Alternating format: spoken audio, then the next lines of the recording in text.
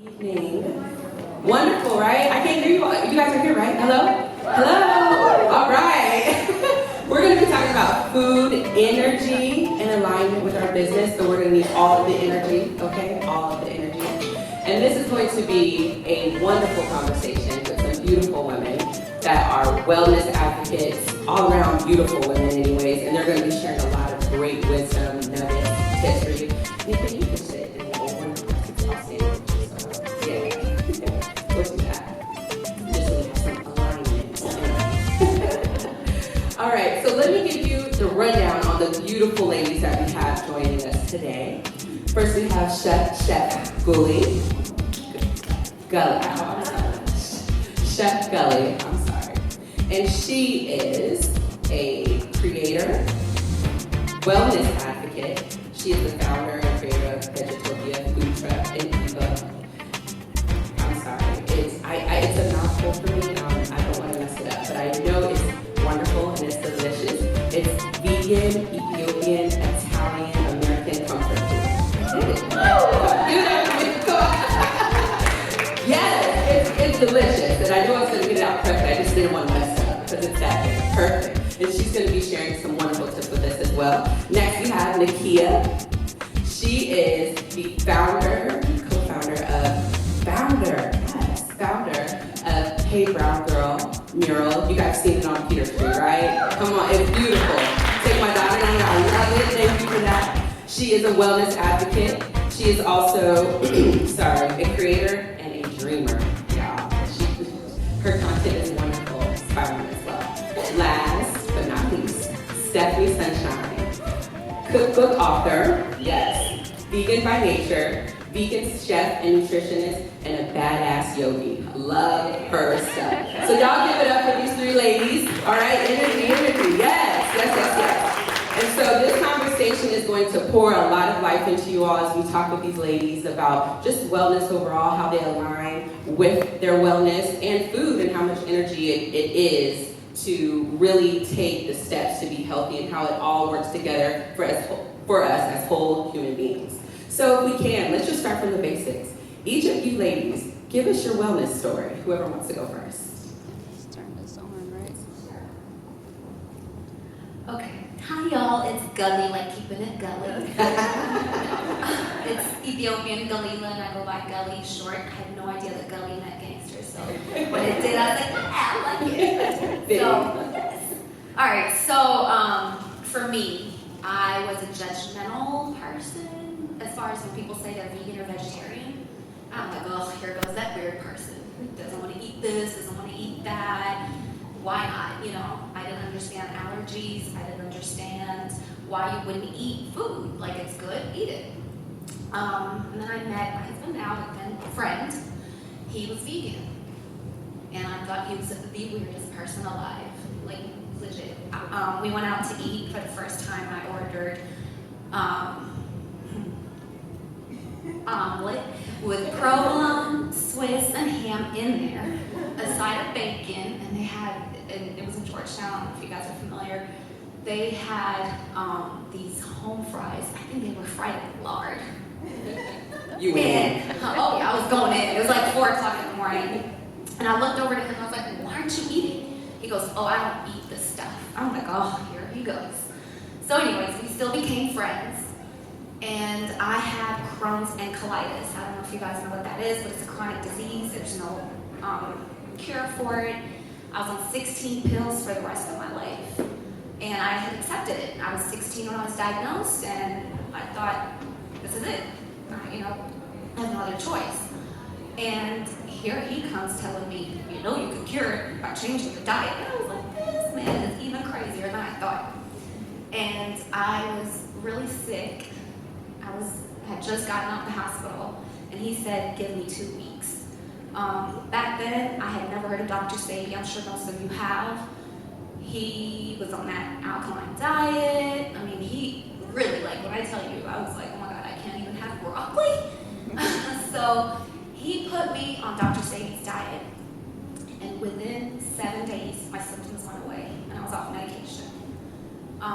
I would be 1,000% lying to you if I said I don't look back, because I was like, oh, it was mental, it was a placebo.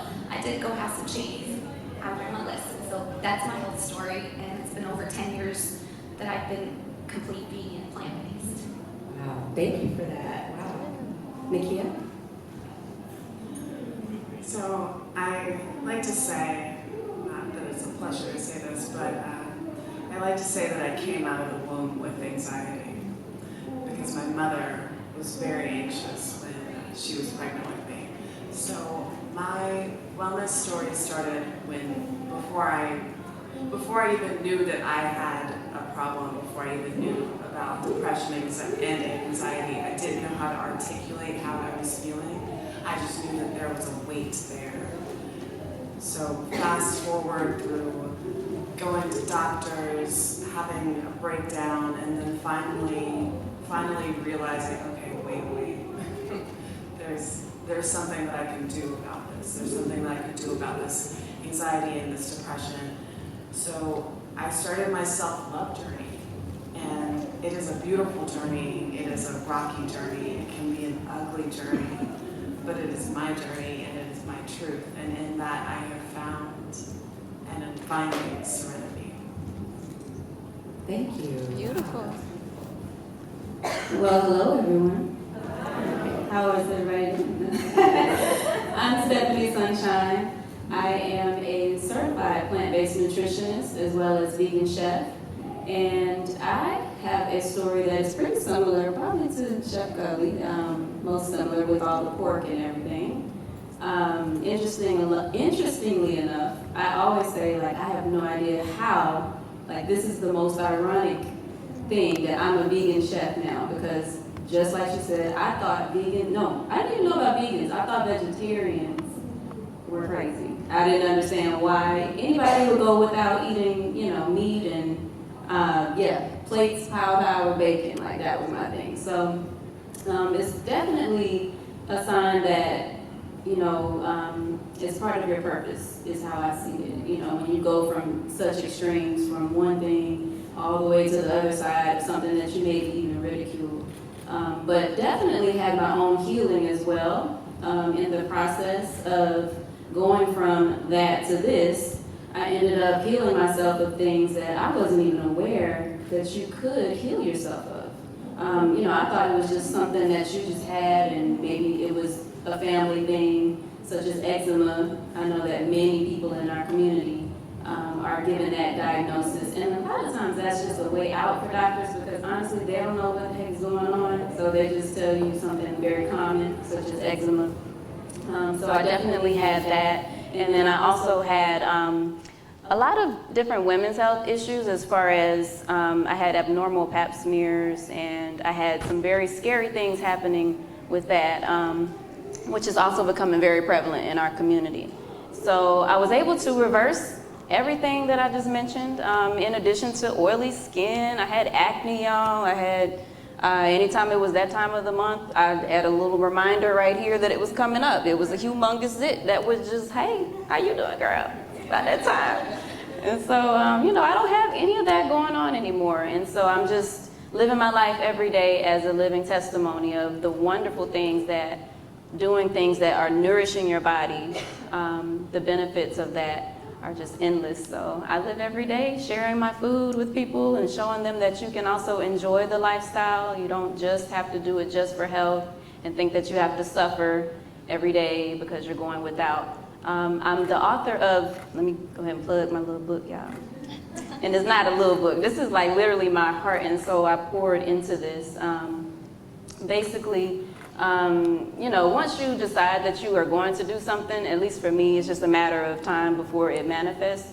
But it definitely was some sleepless nights and energy poured into this. But I'm the author of the Vegan by Nature cookbook. I wrote this to help people who would like to start living plant-based or even just vegan, but they have no clue of what they have no clue of, I can't read lips at all. Sorry, Rob, I can't do it.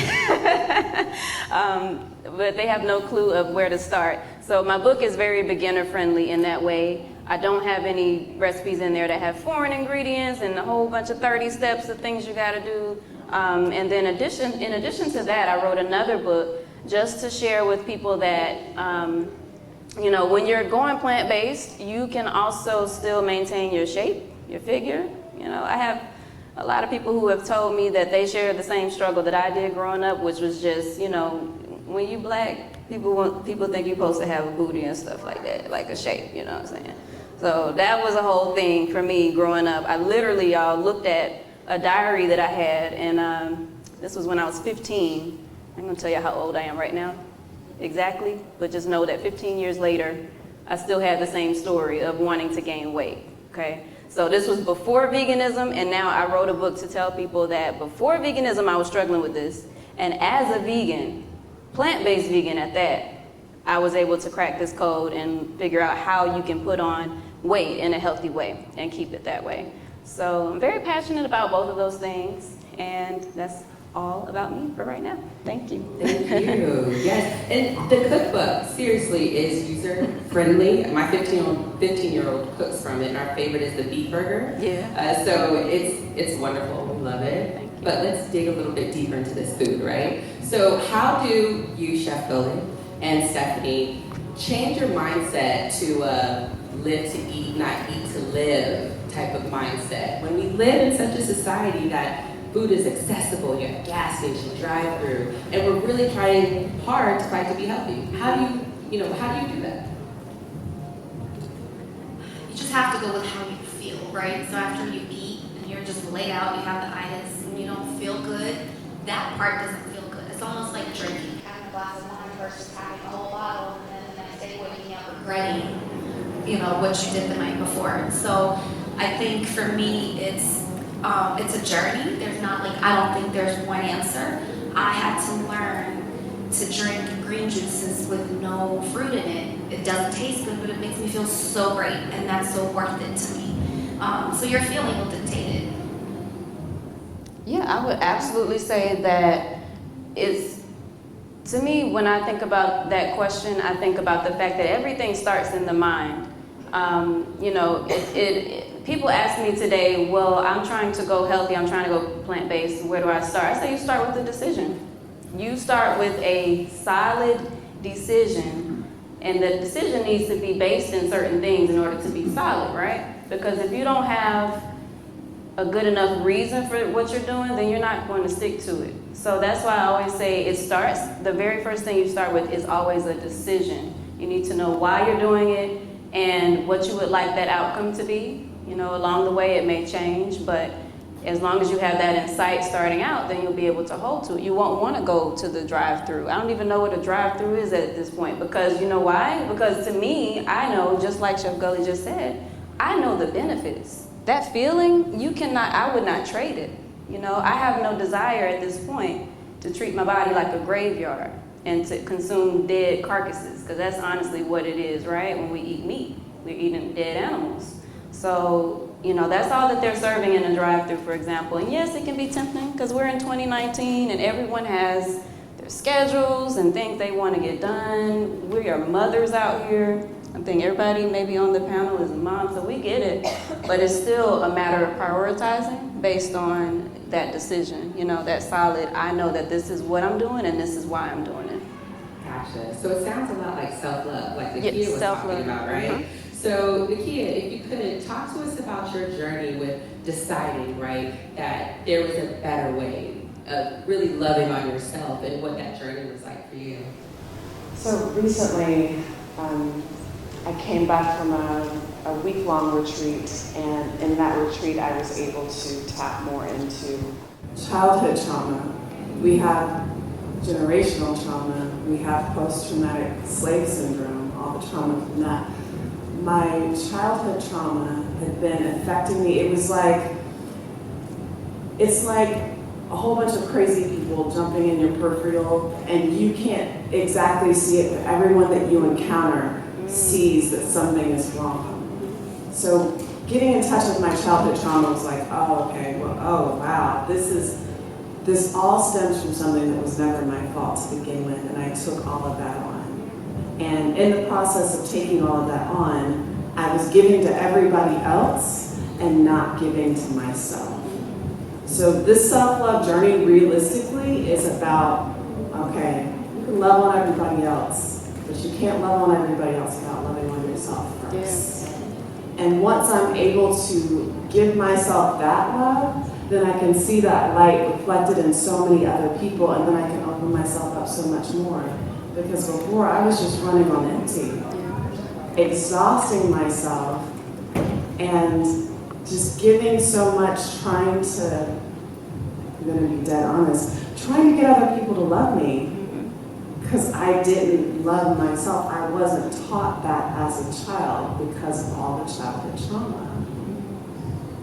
So here I am now being dead honest about it, and I just keep my head up, and no matter what, I remember to give myself grace, because I think that especially as Black women, we are so hard on ourselves. We're always taught to be strong, but we don't know, we didn't, and just suck it up. My mother literally said to me that she came from the suck it up generation, and that they weren't allowed to take the time to figure out what was going on and to give themselves the grace to be able to love on themselves and move through it. They just had to deal with it. So that's what I learned. I learned to deal with it, and now I'm learning, no, there's a much better way to do this. And that's literally starting with here, love.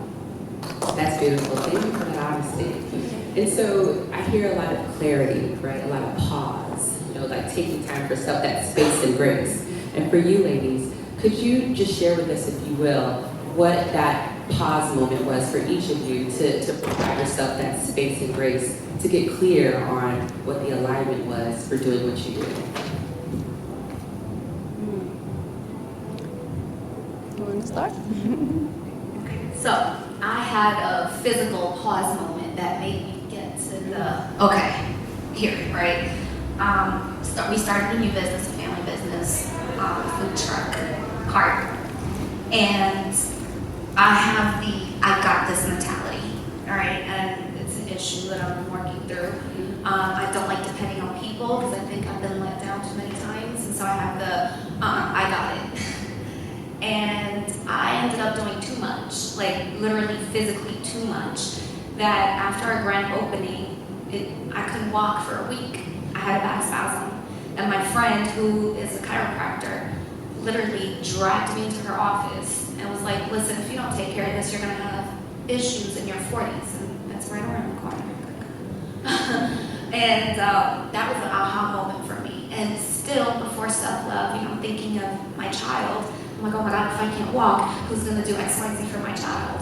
And that's when I had the moment of, you can't pour out of an empty jar. When we travel and they say, before putting anybody else's mask on, you put yours. I'm like, no, I'm putting my child's mask on. These people are crazy. I get it now. If I'm not capable of doing it for him, and I'm dying, he's gonna die too. So I have to be capable to give. And that was a moment for me. I physically I couldn't walk, so I had to stay home. I had to stay put at the moment. Thank you. Yeah. So I think that probably the most influential thing, the thing that had the most impact as far as coming into alignment was my pregnancy. It really sent me more down a path of seeking out things that were good for my body, because prior to that, I just was living from a place of whatever brought me the most, comfort or satisfaction in the moment. So motherhood definitely changes the whole trajectory, because you're responsible at that point for a whole nother human being. And so, that just sent me down a rabbit hole of researching different things.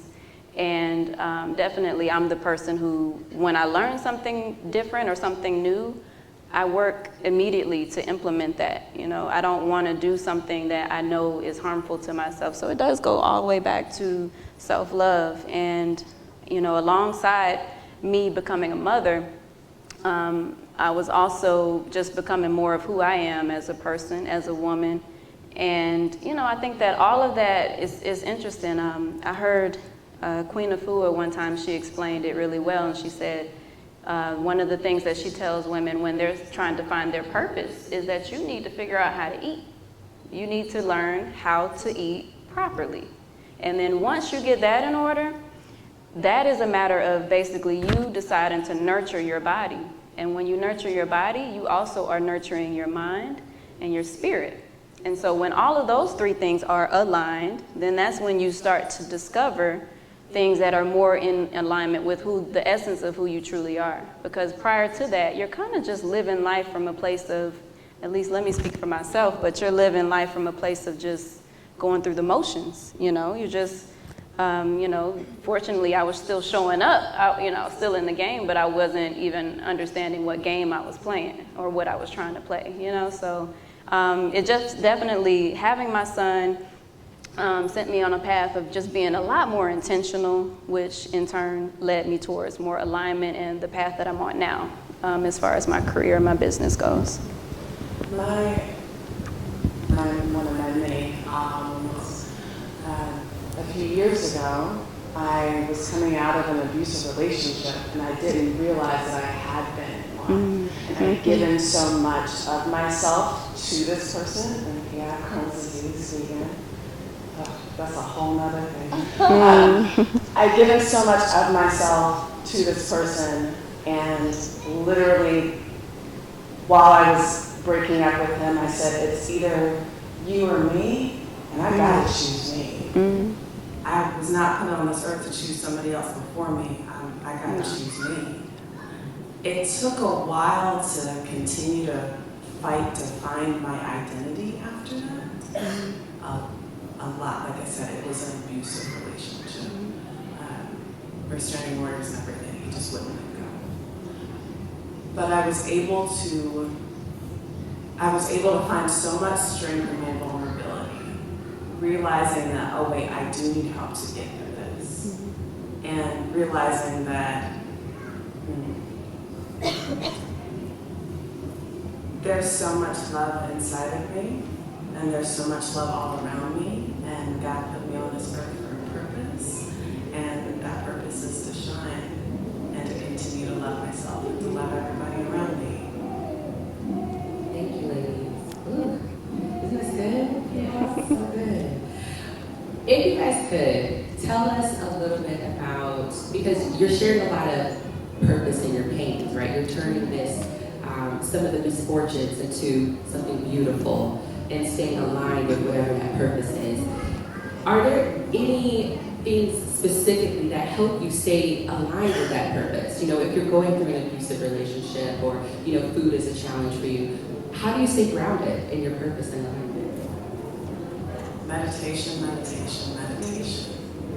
Every day, I wake up and I have the same routine every day. I do not deviate from that. If I deviate from that, then my world is just messed up. And it's really about taking that time for myself. I wake up, I pray, I meditate. That's when I'm listening to God's answers to my prayers. Then I write in my journal. I take time. I don't wake up and rush. I don't set alarms. I don't do all of that. The alarms, the waking up and running around, that adds to my anxiety. That's not how I want to start my day. So I make time for myself. I even make time, let's say, I'm also a commercial actress. I've literally been on set and had, casting directors and directors trying to rush me, rush, do this, do that, like I'm a machine. And I've literally stopped, closed my eyes and meditated right there on the spot. And they're like, what is she doing? The production can't move on without me, so I can take that time. There's nothing wrong with me saying, I need a moment, and I'm going to take this moment. Yeah. Thank you. Thanks. I love that you just said that you are always saying, I need a moment, because you go so much that it can easily lead to a burnout situation where nothing even matters anymore, and you just bored with life and everything else, and you're just over it. So we never want to get to that point. And I think that one thing that really helps me to stay aligned and connected is just always trusting in a higher power. For me, life, I just always approach it very spiritually. Pretty much anything, every decision that I make, I won't say every decision because like life is a series of decisions, but all of the major ones, I always keep in mind, just looking at it from a spiritual perspective. Is this something that is serving my higher self, something that's allowing me to become a better person or to show up as the best that I can?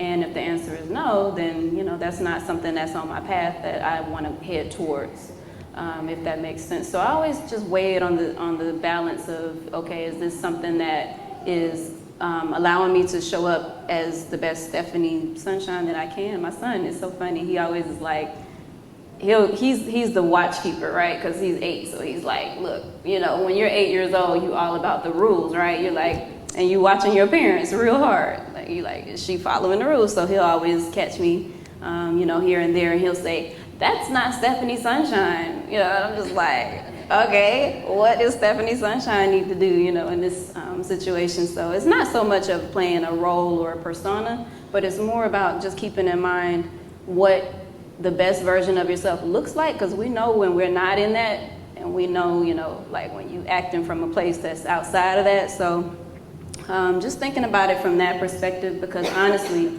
any decision just about can be looked at spiritually. Excuse me. I look at excuse me.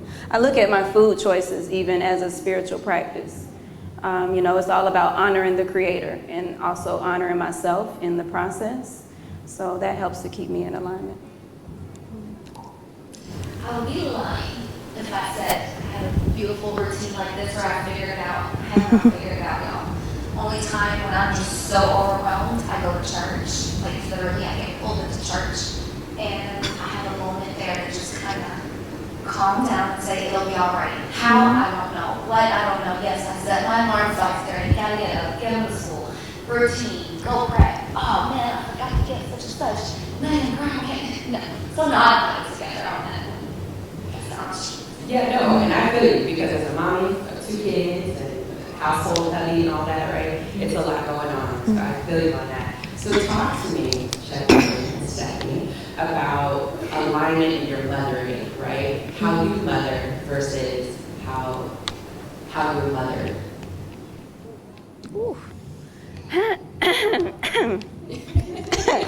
Yeah. Glad my mom went home, y'all. She's not out here.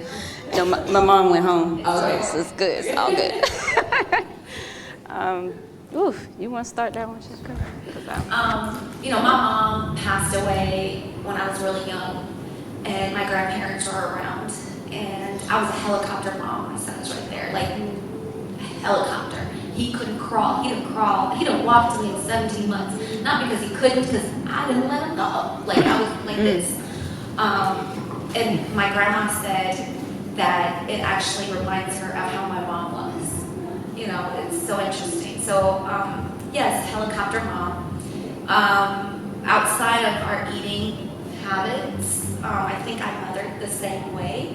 When my mom passed away, I was adopted by my aunt, who was the oldest sister, from my mom's oldest sister.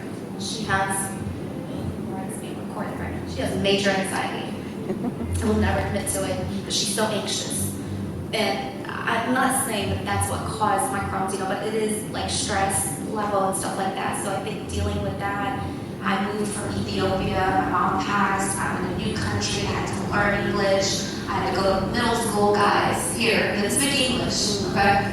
And I'm over here, in Ethiopia, way different. I was in private school, I was good, got 2 hours for lunch, and I'm over here. By the time I got lunch, I didn't know what the heck it was anyway. By the time I got to my seat, it was time to go. So I had to eat fast, my whole lifestyle changed. Imagine moving from one school to another, that is tough for kids. I moved a whole country. And then my aunt, her anxiety came also because I'm her little sister's daughter. So she had to take care of it. She felt so responsible. When I tell you she was a helicopter mom, she was a hawk, all she was trying to do was protect me, but sometimes it was a little bit overbearing. And I'm finding, close your ears, and I'm joking. I'm finding that I'm doing that. And I'm trying to work through it so that not that she did anything wrong, but I see how it affected me, and realizing it,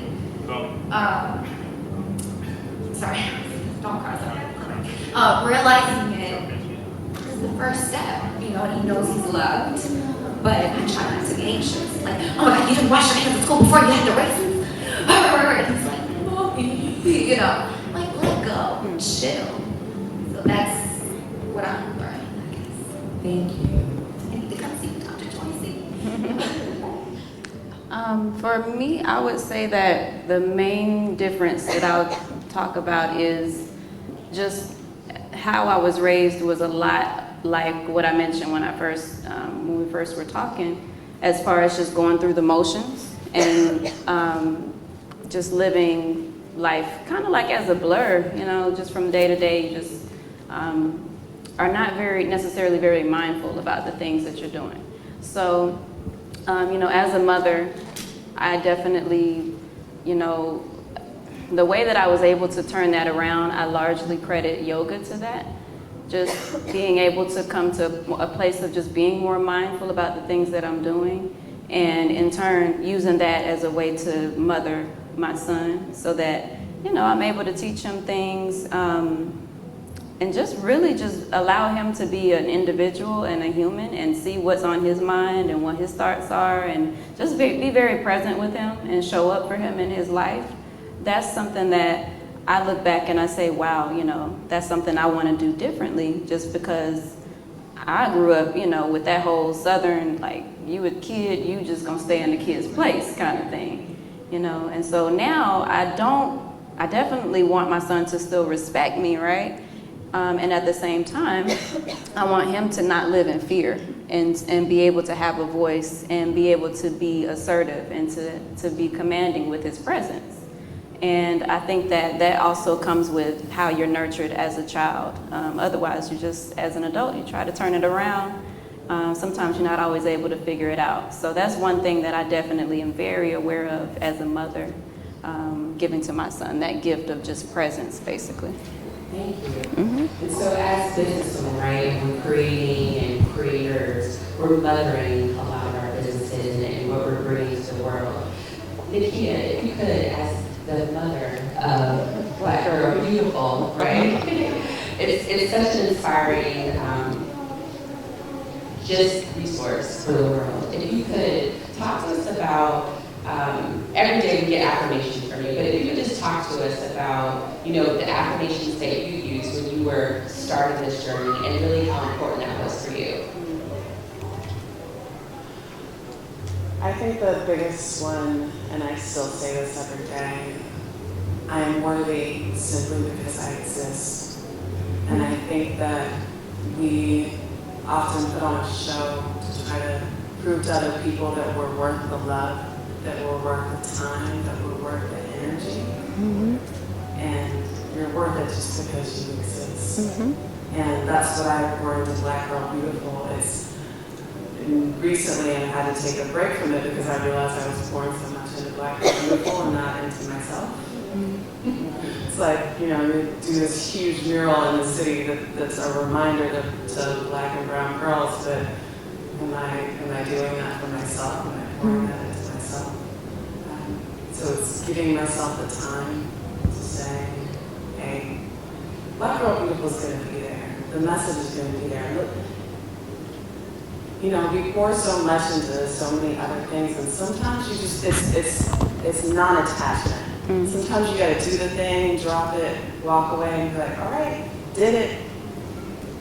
Gotta breathe, let it breathe. And it's good, it's fine. You don't have to, my mother was a helicopter mom. And I don't wanna be a helicopter mom to anything that I do. I don't want to be a helicopter mom to my businesses. I don't want to try to micromanage anything. Mm-hmm. No, I don't need all that stress. Yeah.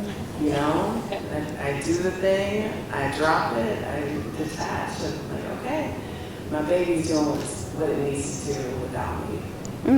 Yes, that's good. Mm-hmm. Right. That's amazing. So when we're talking about that, right? So we're letting things breathe and we're giving energy and life to things.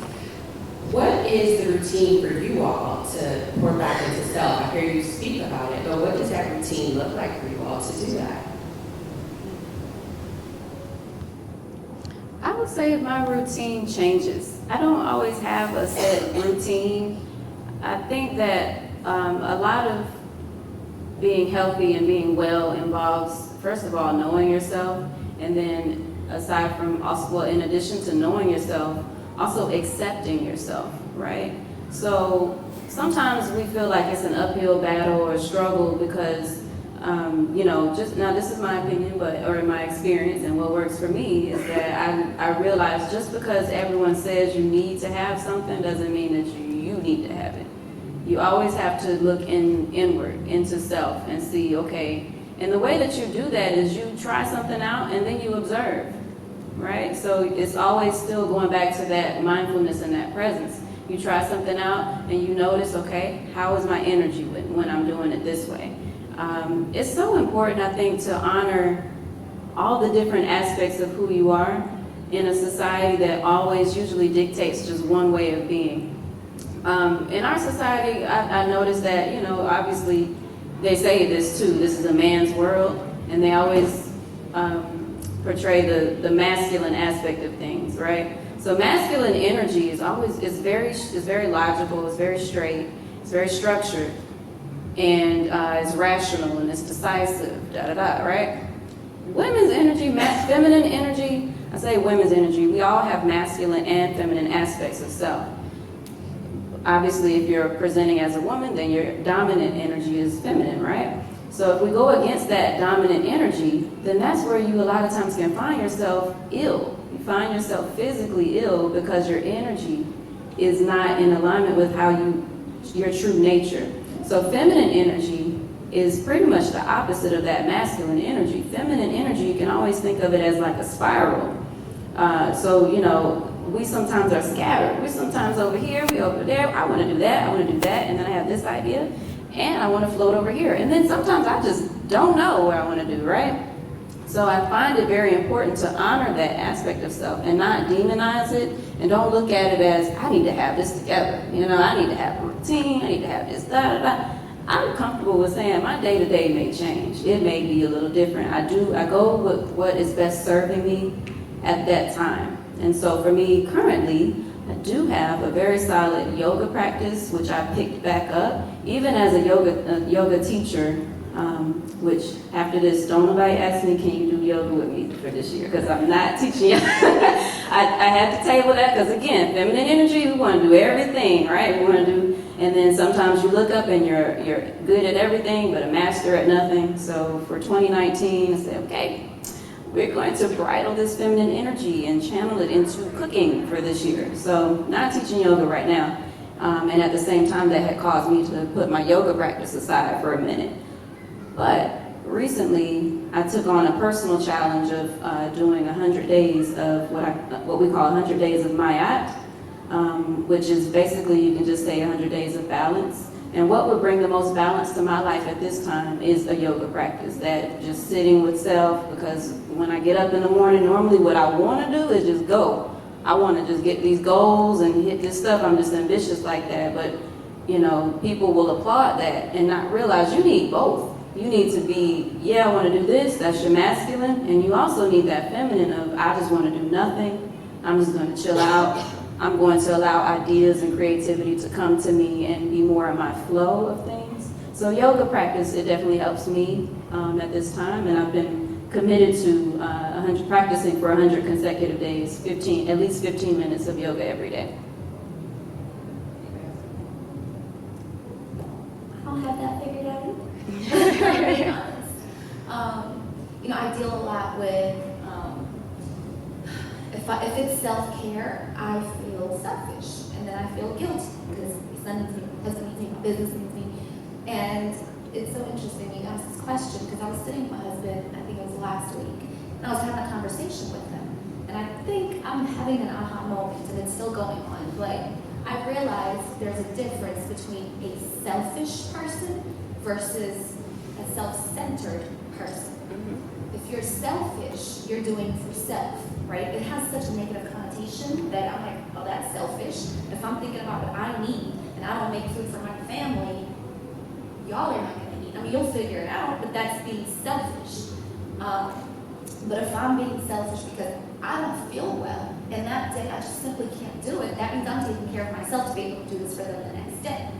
Now, if I was self-centered, it would be, I don't feel like it, right? So I'm trying to deal with what is quote-unquote selfish in a positive way, like self-care, and not feeling guilty versus self-centered. You know, it's never, I think, I know for sure, I just not want to do something that I want to. Yes. Oh, okay. Hi. Sorry. I was like, yes, you want to add on. Because look, we can have a conversation. Yeah. I'm still figuring it out. Yeah. I think that I think I'm probably the only one on the panel that doesn't have kids. Your business, your business, your baby.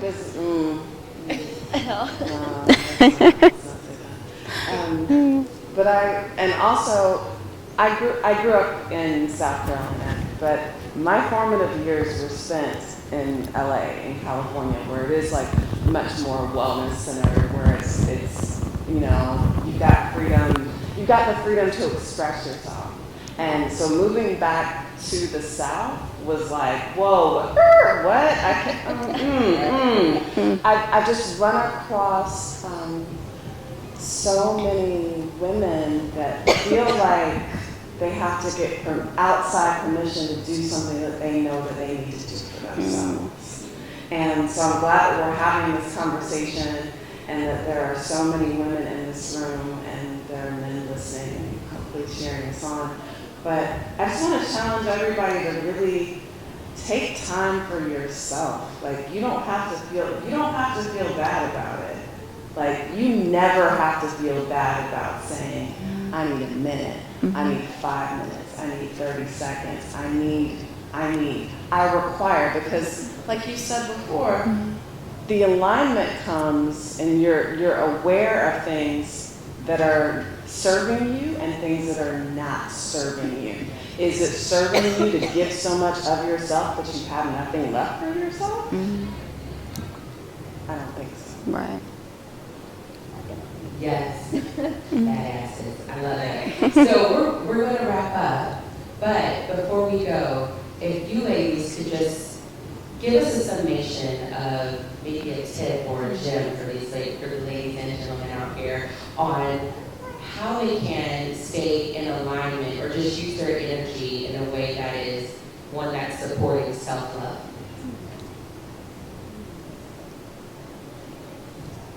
Make decisions from within, not from what you think is popping in or what's going on. It's not out or it's here. Everyone has the answer deep down in there. Even if it sounds crazy, just like in a crazy husband that went vegan over 50 years ago. There's a reason behind it. So listen to your gut, true who you are, and you'll be at peace. Even if you're frantic and crazy like I am every now and then, we'll figure that out as we go. But just stay true to who you are. Okay, something that I've learned recently, like I said, dealing with childhood trauma. Have fun. We take everything so freaking seriously. Like, have fun. When was the last time you laughed? When was the last time you did something spontaneous? When was the last time you acted like a kid? Just have fun. You are not put on this earth to have a serious, straight face all the freaking time. I don't want to curse so bad right now. But have fun. Lighten up. You don't have to put a smile on your face, but make sure that there's a smile on your heart. Beautiful. I would say too, be willing to give yourself what you need. It seems like such a simple statement, but I think that that's very important and it holds a lot of weight, especially personally. Sometimes you may feel like there's something that you need, but that you're not willing to give it to yourself. So a good example of that may be rest. Another good example may be compassion. Instead of judging yourself, just accepting however you are feeling and however you're thinking and whatever it is you did and didn't do. You know, I think that being able to give yourself what you need comes with maturity, because just going back into everything else I've said about self-discovery and just being able to uncover all the aspects of who you are. And once you uncover them, like, accept them. You know, don't fight yourself, but instead be loving of self and all of that. To me, that's the essence of what self-love means, is I'm going to give myself what it is that I need.